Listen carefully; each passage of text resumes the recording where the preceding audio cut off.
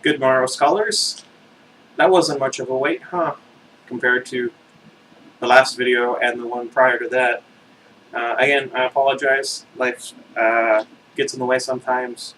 But in this particular video, just to kind of keep the whole May the 4th be with you vibe going, I realize I'm a day late. And sometimes you can't help it. Sometimes life gets in the way. But in this particular video, I would like to discuss the lightsaber given to me by my friend Charlie, whom, again, you've seen in previous videos, if you're a follower of this particular channel. And that is this one here. It is a Liberator. I think the V3.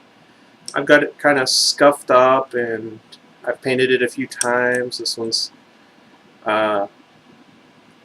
silver at the moment, although I am going to repaint it so that it's very shiny aluminum, or aluminium if you would prefer. Got a little gold cover tip wheel because I like the way it contrasts between everything else. And something I forgot to do in the previous video, although considering the subject, I don't think you necessarily needed to worry. But would you like to guess the color real quick? Okay, so pause the video. Did you guess the color? Did you? Are you sure? Okay. Well, if you guessed blue, you're correct. If you did not, well, sucks to be you. What do you guys think? This was the one that was originally with the Tri-Cree green LED that I put into the Archon V3.1 that you saw in the previous video. Oh, and before I forget, the switch is illuminated, and leave it to Charlie to get one that is red instead of blue, or I guess green previously. But I think it came out nicely. Again, this is one that the blue LED here was originally in the Archon over there, and I switched them. Turned out great.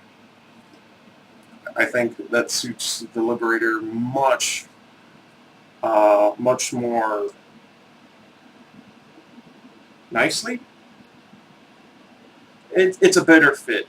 This one makes me think to war type of a thing, kind of like Kit Fisto, even though he had a green lightsaber. How do you feel about that? Never mind, let's not get into that. So, like I was saying in the previous video about the Archon, there's not a whole lot of like room for one's hands to work with, considering so much of it is a thin neck, and then to that, what with the clamp, that eats up about a third of the room that you have left. So, you know, if you've got slightly smaller hands, that'd be perfectly fine, no problems whatsoever. But this one here is great for just about anybody. If you see how sleek, minus of course all the scuffs and whatnot, and that slight curve inwards in the center, that slight curve outwards on either end, it really gives you a nice firm grip no matter how you have it.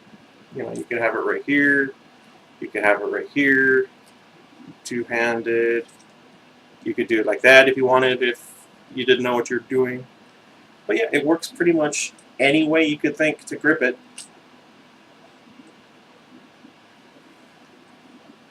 Gotta be careful not to hit Iggy's cage or the chair that I have in here.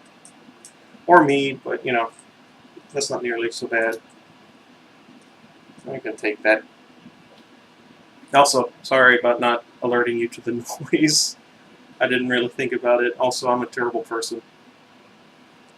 But yeah, unlike the previous one, with my constant tangents off to nowhere, I don't really have too much else to say. This is a fantastic saber. If you want to get it empty so you can do the installs yourself, like I might be doing.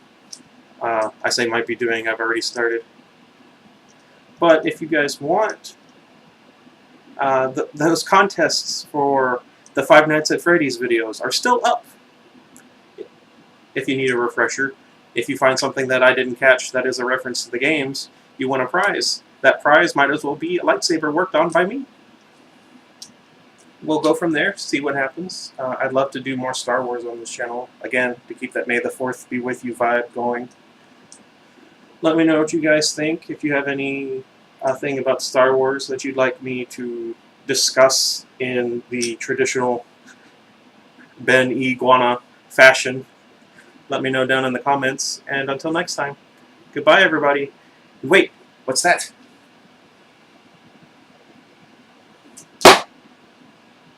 See? Much more evenly lit